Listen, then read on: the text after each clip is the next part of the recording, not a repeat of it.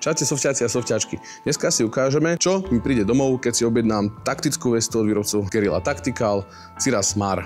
Vesta je vyrobená z takého pevného nylonu a takisto je aj vlastne z vnútornej strany vybavená takouto sieťovinou, vďaka ktorej sa v tej veste nebudete až tak moc potiť a tým pádom tá hra vám bude pohodlnejšia. Táto taktická vesta sa dá veľkostne nastaviť tunaká v zadnej časti. Na to, aby som si ju nastavil, musím si odsvaknúť tento zadný klip. Potom si vlastne tento zadný panel takto otvorím a tunaká je samotný systém nastavovania veľkosti. Či už ramien, alebo teda aj obvodu pásu. Nebojte sa, čo sa týka nastavovania tej vesty, tak si ukážeme vlastne v ďalšom videu, ktoré sme pri vás nachystali. Čo vám chcem teda ale ešte o tejto veste povedať, boky sú vlastne uchytené na takýchto pružných gumovo-látkových teda blokoch, ktoré vám vlastne umožňujú pohodlie aj počas tej hry.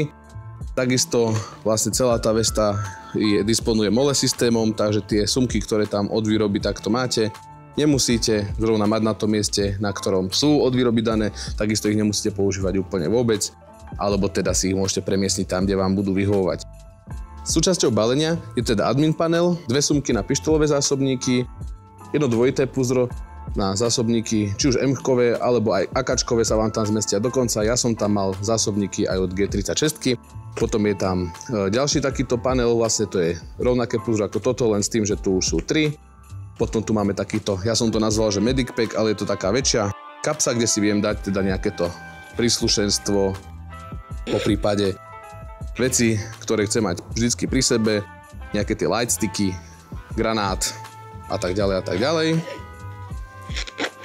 A v zadnej časti nám ešte pribalili takéto puzdierko. Ja konkrétne som ho nevyužil asi na nič, ale nejaká tá väčšia vysielačka, po prípade nejaký ten granát, ktorý viete nastaviť, alebo niečo, určite sa vám to zíde. Toto puzdierko sa vlastne dá zaistiť, aby vám teda ten produkt, ktorý si tam dáte, nevypadol pomocou takéhoto gumeného lánka.